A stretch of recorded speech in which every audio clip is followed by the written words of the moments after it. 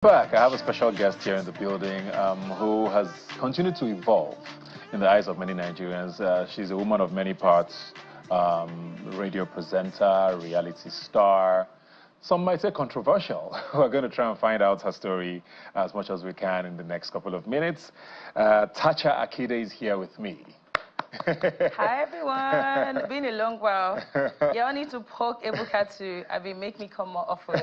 I think it's been 2 years ago since the last time we did this. Yeah, how are you doing? It's always great. I'm doing fantastic. I had to ask you. I asked you when you walked in. You look so well. Thank you. You look amazing as well. Thank you. I asked you when you walked in because a lot of Nigerians, the last time we heard, a lot about you was that you said you are done with us. And that you were going, they would that always you are say moving to the UK. Say. What did you say? And how come you are here?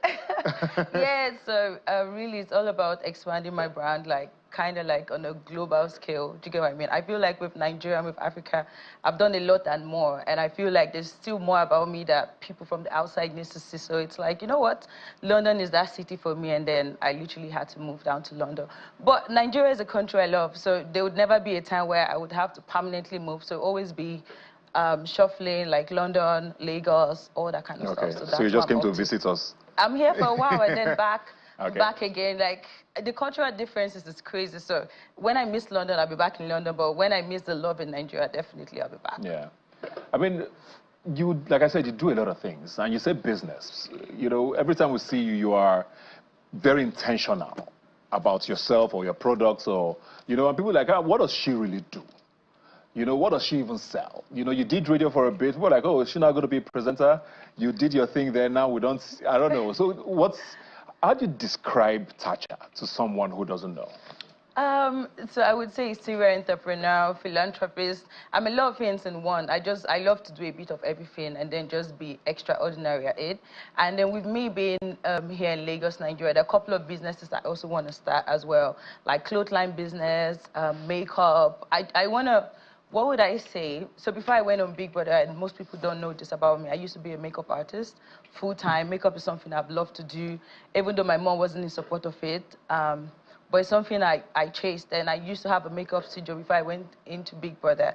But coming out right now, and it's been 6 years since after the house, it's like, I want to go back to my first love. I want to do makeup big time and in a very huge and large scale. And this is something I haven't said anywhere else. Oh, wow. But I'm making it very clear out here that I'm going to be breaking Guinness World Record for most makeup on people. So I have to clap for myself because I haven't said this anywhere. I've been like, you know what, this is still cooking. It's something I don't want to put out there. But since I'm here, this is such a huge platform. You are attempting a Guinness record for the most makeup done? Most makeup on people. This is going to be 150 people to get their makeup done by me, and it's going to happen in 24 hours. So I'm going back to my first love, makeup. That's very interesting. When are we attempting this?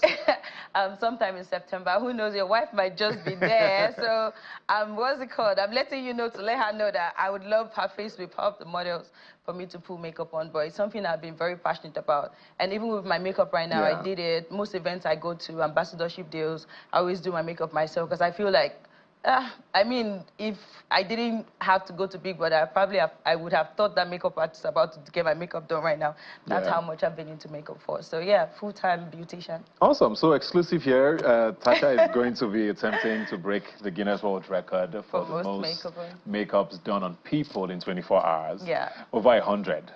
150. Over 150 people. Okay. I mean, that sounds very audacious. But if there's one thing with violence, is to not think that Tacha will not do something she says she will try. So good luck. Thank you. That sounds very interesting. Because when you're talking about makeup there, we see your page once you do a lot of content around transforming yourself and doing your makeup yourself. And like you said, it looks pretty professionally done. Yeah. So when you say you want to go back to your first love, besides the Guinness record, are you opening a studio? Are you going to release brands? What exactly? Or is it just the Guinness record for now? Yeah, so I feel like with the Guinness World Record, it's just going to open more doors and have me more specific on what I want to go into actually. So for now, it's literally just more makeup videos, do makeovers on people, and literally just break the record. And we just see how we go on from there. Interesting. Yeah, that's some of your content that we're seeing up there. Playing, nice. Yeah. Like I said at the start of the show, a lot of things you do, gets people talking. And there's always a belief that you are intentional about that, You're like, this place is quiet. Let me give them something to talk about. You came back to Nigeria a couple of days, a couple of weeks ago, and there was this whole thing that you shut down the airports and shut down the road. And I saw people on social media. There was particular tweets I saw saying, oh, she went to London and nobody cared, so she has come back to where Nigerians will worship her, something along those lines. Almost like, you know that Nigerians feed into this, razzmatazz and, this hunger for attention. Do you do these things on purpose, knowing the result?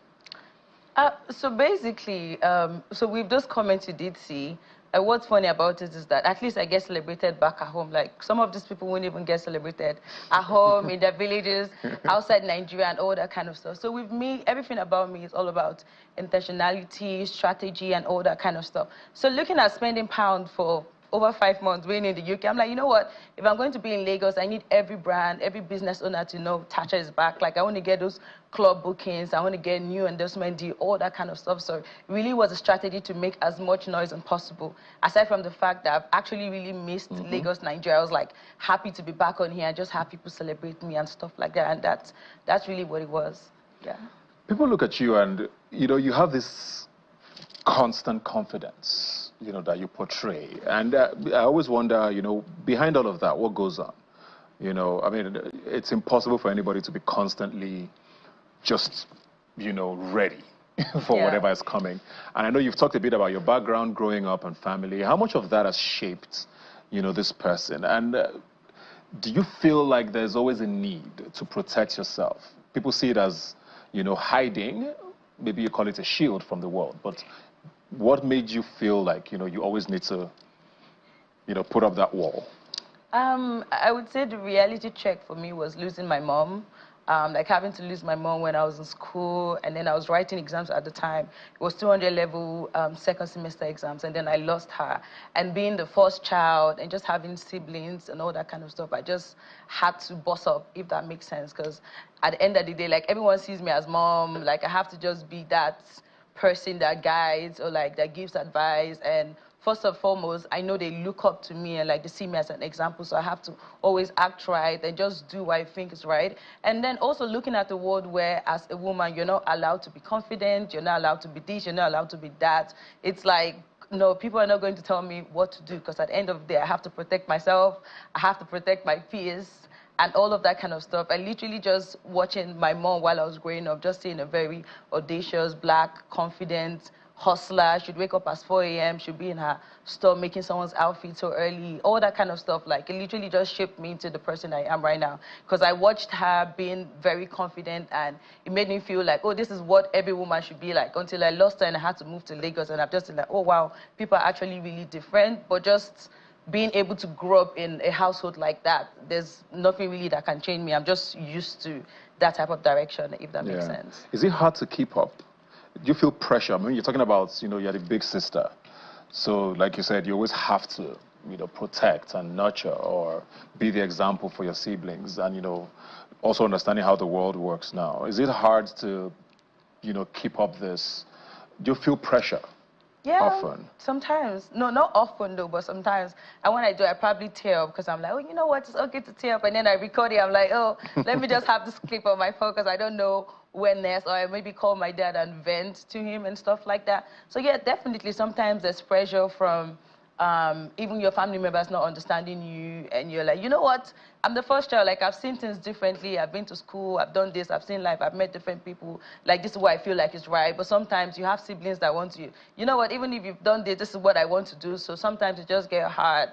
From like constant misunderstanding from the public or like from family members. By the end of the year, pressure does come, but I cry and I pick myself back up, and I'm ready to hit harder than how I was hitting a couple of days before or weeks back. Very, very important, because I mean, nobody's Superman, and I think it's okay to be vulnerable and let people know that. You talked about siblings there, and there's this girl we always see on your page.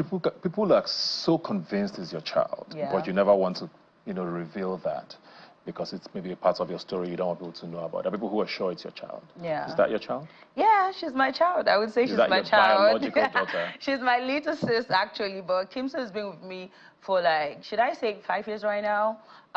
So with me growing up and having to come to Lagos and just seeing how Lagos does their things, I'm like, you know what, like Port Harcourt is not really that city right now. When it comes to entertainment, when it comes to blowing up, Lagos is the place. I'm like, I see a lot of potential in this little girl, and I had to like beg my mom and like my stepmom, like, you know what, I would really love Kimso to be here with me in Lagos. And they're like, okay, yeah, cool. If you really love her that much, then fine. So she's been with me for the longest. She calls me mom, I call her daughter, and we're just like cool like that. We just make videos, gain loads of views. And she's also gotten a couple of deals as well. The people that also want her to be in their movies. And these are some of the potentials that, or opportunities that if she wasn't in Lagos, she would probably not get. Yeah. So yeah, and when I see comments like, oh no, it has to be, I'm like, I don't think you have enough love, because if you do have love, you would see that you would love a younger sister like that, especially a younger sister so little to be your child. And obviously I don't have a child right now, but if I do have a child, I want the child to be like her or something like that. Yeah. We'll come back to the child parts. You mentioned Port Harcourt there, and I want to talk, your activism and politics. Rivers State has gone through quite some dramatic situations in the last couple of months, and you're very vocal, about governance and activism. What are your thoughts on how things have played out with the governor, with the minister of the FCT, and the perception of people outside of Rivers now of what Rivers State is? I know there are people who say, nothing can take me to Rivers for work because I don't know when it will go crazy again. How do you feel about how things are and the state of politics there? I'm not even going to lie, it's kind of been disappointing, and yeah, I mean, when I look at other cities like Lagos, like Abuja, and I just see how far they've come. And the potential that Rivers has. And the potential Rivers State does have, and how they're not trying to exploit that, and instead it's just church and politics. It's just very disappointing, because there's so many youths out there, there's so many talent. There's just lots of things that if the government can see light into that, there's so much that can happen, but they're not trying to exploit that, and it's just disappointing. And that's just why I would always say, rather than we being outside of the table complaining or crying about the government, it always makes sense for us to try and get involved. I did see a video of VDM saying, you know what, oh, he wouldn't want to play politics and all that kind of stuff, and it's like, wow, we can't keep complaining and we're not trying to, let's say, be part of the government, because at the end of the day, after God is government. You see, one policy right now can have people happy or like can have people sad. So if we keep complaining about government, we need to be able to be part of that government to effect some changes that at the end of the day, the people we claim we love can, like, what's the word to use, benefit of it. Because if we keep complaining and we're not trying to be part of what needs to be done to actually change government as we want it to change, then absolutely nothing is going to change. Everybody keeps jabbering, oh, I want to go to UK, I want to go to Dubai, I want to go to the US, but we forget that it's the people from the US, or it's the Americans that made US or made America what it is today. It's the people from UK that made United Kingdom what it is today. It would only take us as Nigerians to make Nigeria what we want to see, and if everybody keeps running away, nothing is going to change. And I also feel like Nigerians are kind of like the biggest demarketers of this country. Every little bad news, we're the first people to want to like spread it, talk about it on Twitter. But the London I went to, I saw how many people were struggling, and they would rather be there than be here. So like, why do you make Nigeria, paint Nigeria so bad? By the end of the day, the country you're in right now, you're cold, you're broke, you're struggling, like there's certain things going on with you, but you just never say. But when something is going on with Nigeria, boom, they're screaming out, oh, Nigeria is that. Yes, Nigeria is bad, but we can make it better. Like Singapore is a big example of that. So yeah. Are you going to run for office? Definitely, definitely. When it's time. The next election, or? I'm not sure about the next elections, and obviously if it's something I'm working on, I would need to maybe make it at least 70% already done for me to talk about it and stuff like that. But like I said, it doesn't make sense making videos or granting interviews like this, talking about the government when you're not trying to get involved. We keep saying, oh, politics is dirty, but we forget that we play politics every day, like being strategic about certain things. Your boss cracks a joke that isn't funny, you laugh at it because you want to be in his good books. Like, we play politics every day where we try to be politically correct, but we don't see that we can play it on a larger scale and then just benefit our people. I think it's about time, really. So politician Tacha is coming soon? Yeah, soon, definitely. House of Reps, governor? I don't even know, but you guys watch out, definitely. That's interesting. Woman of many parts indeed. Many parts indeed. I said we'll come back to the child thing. What's love looking like for you? Oh my God. Oh my God. You know, maybe I probably would have stood a better chance if I didn't go on Big Brother Nigeria, so because that should just blew me up, and everybody thinks, oh, she's out of my league, or like some people think, you know, I was on your show and I talked about the same thing, like people see her and they're like, oh no, she's so cute, she definitely has 30 men speaking to her right now, but sometimes that's not really the case. Do you understand what I'm trying to say? If you're cute, your pocket is cute, and you have sense, literally you can reach out to me and we can have a conversation. So you're single like this? I am very much single, actually. Are you serious? Yeah, have I showed up anybody on my page? Did I bring anybody to your house? Maybe, Oh yeah, maybe, bless maybe this the man. person also, I mean, you tell us what you want to tell us. So maybe there's someone who has been behind the scenes. And then maybe there's someone that doesn't want the world to know that he's there. No, I'd rather let the world know. So you can hear the truth. Do you understand? So if he's now dating 3 people, no, I'm not about that, or hiding this or hiding that. At least once in a while, let the world know who this person is. But like, that just hasn't happened yet. And am I hopeful? Kinda. Me, I'm just very much invested in my work. I need more money. It's 2025, you know. So, yeah, I'm just working on my bag. You're open and to relationship. love. Definitely. You're open to a relationship, starting a family. Yeah, yeah. I mean, there are people who don't, so we just need to know. Oh so my God. Maybe that's why they are not applying now, so let them know. Okay, you see, Ebuka is being very outspoken here right now, and that's amazing. Yeah. So, yeah, definitely, I'm open to love. I'm open to starting a family, but I don't want to sound like it's something where there's a bit of desperation as part of it or whatnot. If it happens, it happens, and if it doesn't happen, it's okay. Yeah. Cool. We should not be slacking, you know. Hit up Tacha right now. What should we look out for? I mean, besides the Guinness, in case you're just joining us, Tacha is going to be attempting to break Guinness records for most makeups done in 24 hours over 150 people. She will let us know the time, but I mean, it's a couple of months from now. Yeah. So looking forward to that. But what should we look out for with you? I mean, like I said, you've done a lot of things. You've been on radio, you've acted. Couple of movies. Exactly. So you've done many things. Anything we should be looking out for? Are you getting back on air? Are you going to be acting? Is it just content for you for now? Okay, so I'm going to be getting back on air, one. And when it comes to the movies, I've done loads of movies. Some is still in post-production. They're not out yet.